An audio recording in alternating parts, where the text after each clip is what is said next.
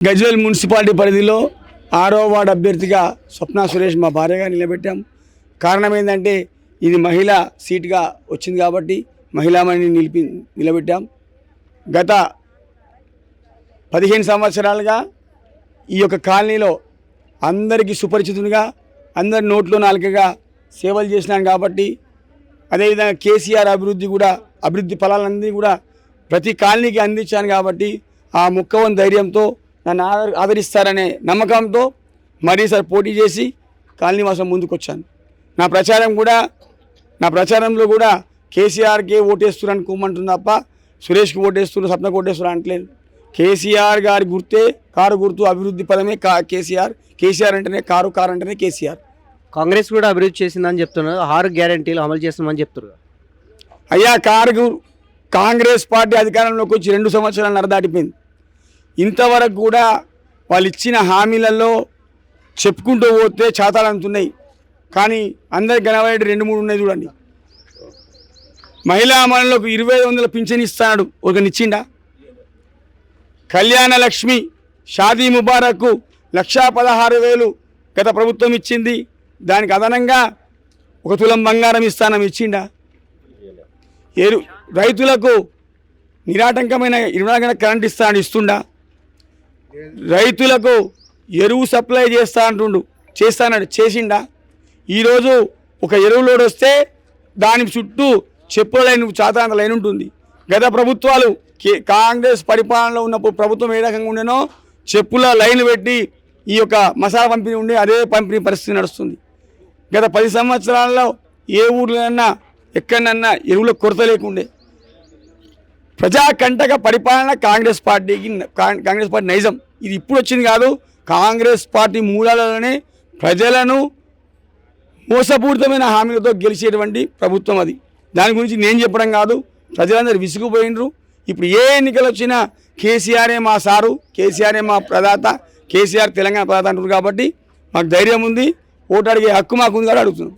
So Congress ప్రభుత్వం చేసిన హామీలలో భాగంగా స్కూటీలు కానీ, కళ్యాణ లక్ష్మి భాగంగా తులం బంగారం అని చెప్తా ఉన్నారు కదా. 6 గ్యారెంటీల్లో 5 అమలు చేశాము, ఇంకొక గ్యారెంటీ మాత్రమే మిగిలిందని, మహిళా మనులకు ఒక 2,500 ఇచ్చేది బాకీ ఉందని చెప్తా ఉన్నారు. ఓకే, వాళ్ళు ఇచ్చిన హామీలలో ఒక సన్న బియ్యం మాత్రం ఇవ్వగలుగుతుండు రేవంత్ రెడ్డి గారు. మరి మిగతా హామీలన్నీ 420 హామీలు ఇస్తేవి, 6 గ్యారెంటీలు ఇస్తేవి, మహిళా మన స్కూటీలు అంటివి, మహిళా మనకు 2500 పెన్షన్ ఇస్తా అంటివి, వృద్ధులకు 2,000 కేసీఆర్ ఇచ్చిందంటే 4,000 ఇస్తా అంటివి, అవిటి వాళ్ళకు పెంచుతా అంటివి. అవి లేవు, ఇవి లేవు, ఏవి లేవు కదా. గ్యాస్ ధర ఎంత వచ్చింది? 900 చిల్లర దాటిపోయింది. అప్పుడు 600, 500 ఉండే. అన్ని రేటు పప్పుల నుంచి మొదలు పెడితే ప్రతి ఒక్క సరుకు రేటు పెరిగిపోయి అందరి కష్టాల కారణమైన పార్టీ కాంగ్రెస్ పార్టీ. కళ్ళబొల్లి హామీలతో అధికారం వచ్చింది. వాళ్ళు ఢిల్లీలకు సంచులు మోస్తానికి పనిచేస్తారు తప్ప ప్రజాసేవకు పనిచేయాలని ప్రజలే చెప్తుండ్రు, మేము తిరుగుతుండే. సో 17 ఏళ్ళ పెద్ద ఆయన రేవంత్ కంటే 17 ఏళ్ళ పెద్ద ఆయనను అరే ఎవడికి రా జాతిపిత అని ఒక మాట వేసారు. దానిపైన అయ్యా, ప్రభుత్వం అంటే ఇది ఒక ముఖ్యమంత్రి హోదాలో ఆయన అసెంబ్లీలో మాట్లాడినా, ఏ వేదికల మీద మాట్లాడినా లాగులు తొండలిడిస్తా, పిర్రల వరకు కొడతా, పేగులు తీసి బిడకేసుకుంటా, చెట్టు కట్టేసి రౌతులను కొట్టి చంపాలి, సంపుడు, సచ్చుడు, కొట్టుడు, ఏమన్నా మాట్లాడినా ఇంతవరకు ఏమన్నా ముఖ్యమంత్రి ఎవరన్నా? ఎప్పుడు కానీ తనకన్నా ఎక్కువ వయసు ఉన్న వాళ్ళని గౌరవించే సంప్రదాయం రాజకీయంలోనే ఉంటుంది. రాజకీయం అంటేనే సేవాభావం. కానీ ఈ కాంగ్రెస్ వారికి సంపాదించుడు తప్ప వాళ్ళకి వేరే పని లేదు. ఢిల్లీకి సంచులు మోస్తానికి ఉన్నారు తప్ప ఒక చిన్నోడు పెద్దోడు గౌరవం లేకుండా ఇష్టం వచ్చినట్టుగా ఒక రేవంత్ రెడ్డి ఏంది, ఎవ్వరు ఏ ఎమ్మెల్యేనా ఇదే వల్గర్గా మాట్లాడుతున్నారు. ఆ ప్రవర్తన మార్చుకోవాలి. పెద్దోళ్ళేంది, చిన్నోళ్ళేంది, 10 సంవత్సరాలు పరిపాలించిండు కేసీఆర్ గారు. రామరాజ్య పరిపాలన చేసిండు. ప్రజలలో నోట్లో నాలుకగా బతికిండు. ఎన్నో అభివృద్ధి పథకాలు తెచ్చిండు. తెలంగాణ సాధించే ప్రదాత ఆయన. తెలంగాణ సచ్చుడా, కేసీఆర్ సచ్చుడా, తెలంగాణ వచ్చుడా అనేటువంటి నినాదంతో ముందుకు పోయి తెలంగాణ సాధించినటువంటి నాయకుని ముందురా పిచ్చి పేదాపాలు చేసుకుంటూ అడ్డమైన మాటలు మాడుతున్నారు. ఇవన్నిటికీ సమాధానం ప్రజలు ఓటు ద్వారా చెప్పే అవకాశం వచ్చినప్పుడు బరాబరు చెప్తారు. క్లీన్ స్వీప్ దిశగా 20 వార్డులు కైవసం చేసుకునే దిశగా పయనిస్తుందంటారా బీఆర్ఎస్ పార్టీ? 100% ఎలాంటి అనుమానం లేదు. అభివృద్ధిలో శూన్యమైన పార్టీ కాంగ్రెస్ పార్టీ. గ్రూపు తగాదాలు, ఈ కొబ్బరికాయ కొడితే ఇంకో కంప్లైంట్ చేస్తారు. మీరు చూస్తున్నారు గజ్వేల్లో కాంగ్రెస్లో 2-3 గ్రూపులు నడుస్తున్నాయి. ఆయన అంటే ఈయనకు పడదు, ఈయనంటే నాకు పడదు.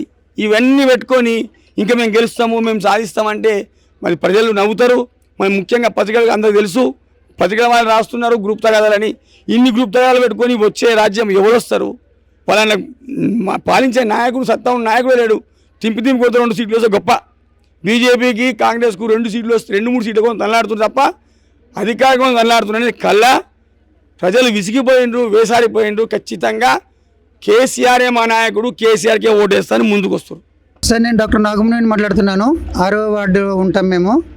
మా కాలనీ నుంచి బొగ్గుల స్వప్న గారు పోటీ చేస్తున్నారు టీఆర్ఎస్ తరఫు నుంచి. బొగ్గుల సురేష్ గారు మాకు అందరికీ గత 20 సంవత్సరాలుగా సుపరిచితుడు. ఆయన ఏ విషయంలో కానీ తాను ముందుండి నడిపించి, తాను సమస్యలు ఎదురుంటే కూడా దాని వెంటనే స్పందించి అందరిలో అన్న అనిపించుకుంటూ ఉండే చాలా మంచి స్వభావం గల వ్యక్తి. సో ఆయన ఈ 6వ వార్డు నుంచి సగర్వంగా గెలిచి మున్సిపాలిటీకి వెళ్తాడని కోరుచున్నాం.